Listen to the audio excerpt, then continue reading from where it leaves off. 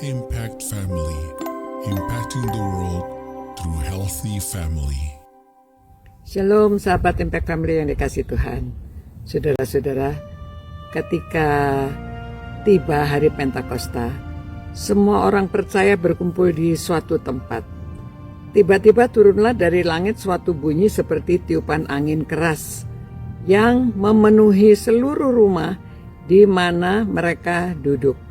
Dan tampaklah kepada mereka lidah-lidah seperti nyala api yang bertaburan dan hinggap pada mereka masing-masing. Maka penuhlah mereka dengan Roh Kudus, lalu mereka mulai berkata-kata dalam bahasa-bahasa lain, seperti yang diberikan oleh Roh itu kepada mereka untuk mengatakannya. Saudara, hari Pentakosta terjadi pada waktu orang banyak berkumpul. Sebetulnya hari itu adalah hari panen, masa panenan. Jadi semua orang-orang Yahudi yang takut akan Tuhan dari 16 negara berkumpul. Dan pada waktu itulah Roh Kudus turun ke atas para rasul, dan mereka seperti ada api yang ada di atas kepala mereka. Nah, ketika Roh Kudus turun, maka mereka mulai dapat berkata-kata dalam bahasa asing, bahasa lain. Semua orang dari 16 negara yang berkumpul itu heran, karena orang-orang ini dari Galilea, orang-orang yang sederhana. Kok bisa mereka berbahasa bahasa mereka yang dari 16 negara yang berbeda-beda itu? Nah, saudara, ini tidak lain dan tidak bukan adalah penggenapan nubuatan Tuhan Yesus. Pada waktu Tuhan Yesus mengatakan dalam pasal 1 ayat 8, dikatakan, tetapi kamu akan menerima kuasa kalau Roh Kudus turun ke atas kamu, dan kamu akan menjadi saksiku di Yerusalem, di seluruh Yudea, di Samaria, dan sampai ke ujung bumi. Nah, saudara, kamu akan menerima kuasa. Jadi itu kuasa yang dari bahasa aslinya dikatakan dunamis atau dinamit ya, yang tenaga eksplodnya besar. Nah, tenaga ini, kuasa ini diberikan untuk supaya mereka bisa menjadi saksinya. Nah, disinilah terjadinya pada hari Pentakosta dan seterusnya. Ya, kalau kita yang sudah percaya, kita terima Roh Kudus, harusnya kita juga punya kuasa demikian.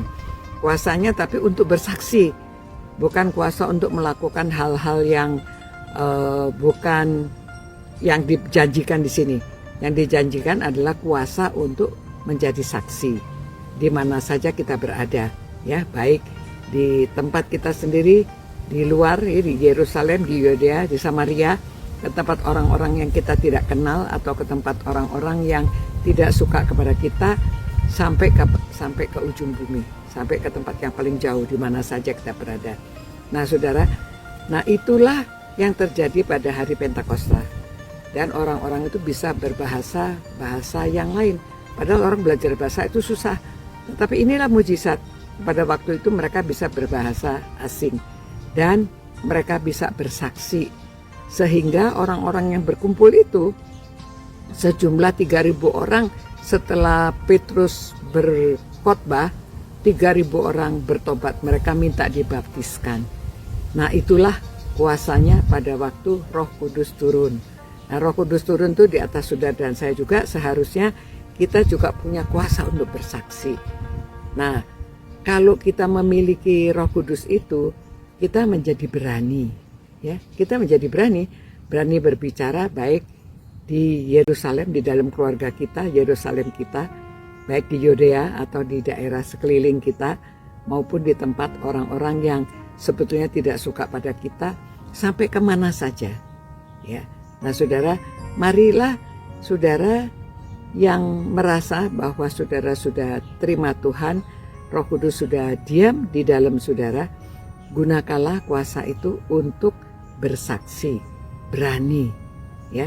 Jadi mempunyai keberanian dan juga punya kebijaksanaan, hikmat untuk berbicara, sehingga orang yang mendengarkan bisa menerima. Ya, saudara-saudara, marilah kita memaknai hari Pentakosta dengan memiliki keberanian seperti para rasul pada waktu itu, karena Roh Kudus sudah ada di atas mereka. Karena Roh Kudus sudah ada di kita, kehadiran Tuhan dapat kita rasakan, kehadiran Roh Kudus dapat kita rasakan, sehingga kami dapat melakukan seperti yang sudah dijanjikan oleh Tuhan. Kita memperoleh kuasa dan kita dapat menjadi saksinya di mana saja kita berada.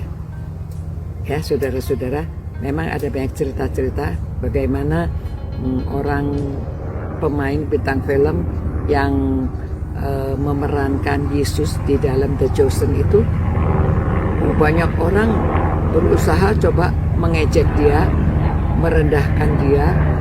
Bahkan orang-orang yang tidak percaya itu mengejek Tuhan Yesus, ya, tidak percaya.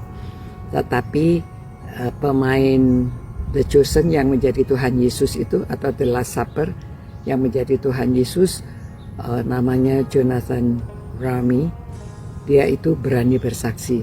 Orang yang mewawancarai dia seperti di petunjukan-petunjukan TV itu, tadinya mau merendahkan dia, mau mengejek dia, tetapi akhirnya bertobat karena dia dapat menjawab dengan bijaksana, dapat bersaksi dengan bijaksana dan menjelaskan bahwa Allah mengasihi siapa saja, bahwa Tuhan Yesus mengasihi saudara dan saya.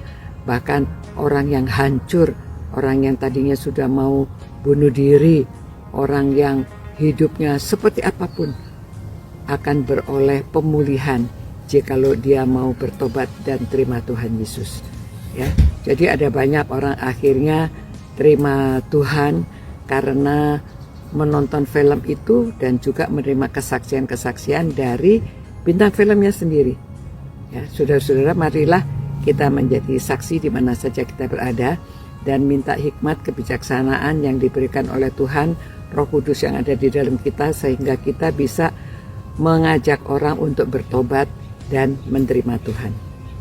Tuhan, terima kasih Tuhan, karena Engkau sudah turun atas kami, dan biarlah kami dapat menjadi saksimu, karena kami sudah memiliki kuasa yang Tuhan berikan untuk menjadi saksimu di mana saja kami berada.